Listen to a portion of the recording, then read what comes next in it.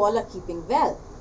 Today we are going to study about a very interesting chapter, that is interdependence in nature. For this, we are going to first of all discuss about some of the non-living things on which all animals are dependent on. Okay. First, let us discuss about air. Well, air might be containing many types of gases.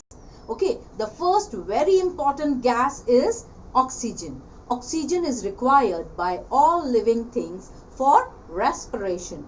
Respiration means inhaling fresh air and exhaling carbon dioxide, that is not good. Okay, so this air is required by the plants for, this air means carbon dioxide is required for the making food, that is photosynthesis, and oxygen, which is liberated by the plants as a result or a byproduct of photosynthesis, is needed by all animals as well in little amount by plants for their breathing. Okay, we all breathe or take in oxygen and give out carbon dioxide, and this carbon dioxide is utilized by the plants.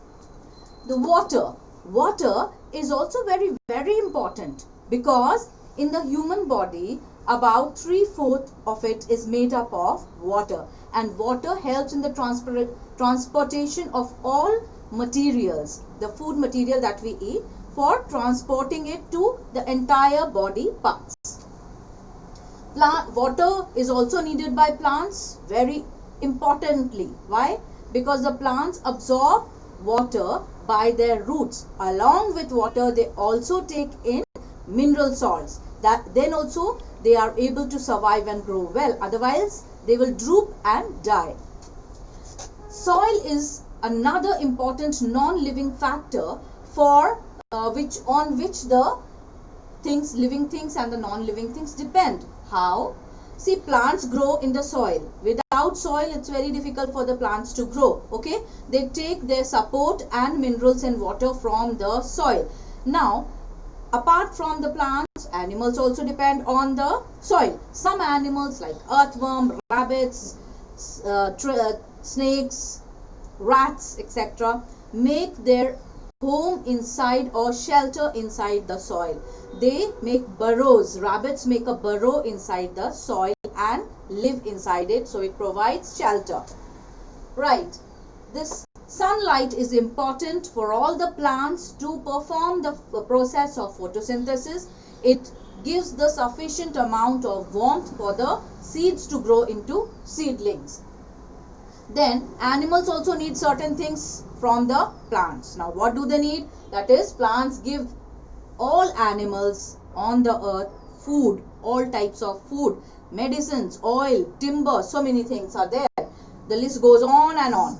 Then shelter for some birds and some animals like monkeys, squirrel, etc. They make their shelter on the branches of trees.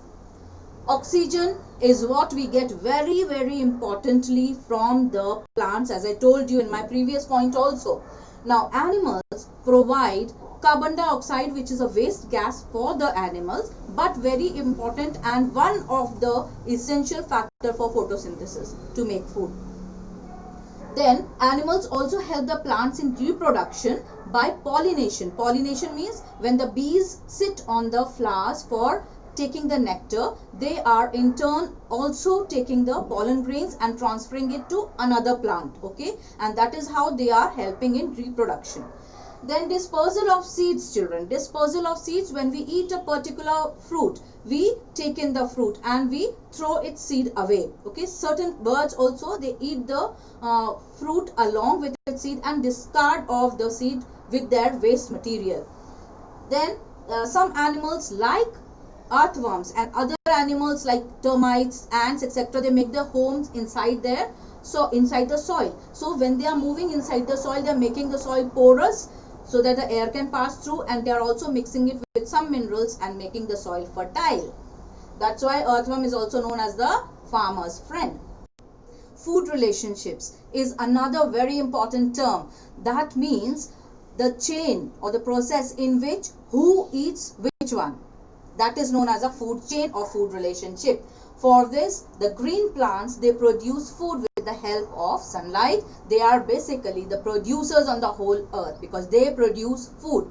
All animals depend upon the plants directly or indirectly for food. For example, the primary consumers, which are the herbivores. Herbivores means rabbit, deer, goat, etc. They consume the producers, that is the green plants, and then in turn they are being eaten by the secondary consumers or the carnivores. And these carnivores are indirectly dependent upon the producers for getting the sun's energy, because the green plants are taking sun's energy, then they are being eaten by the herbivores. Herbivores are eaten by the carnivores, and this energy is passed from one individual to another. And last of all, when these animals and plants die, they mix with the soil and are decayed and decomposed by the decomposers like bacteria and fungi. So that's all for this lesson, children. I hope you have understood how the living and the non-living thing and both plants and animals are interdependent upon each other. Thank you.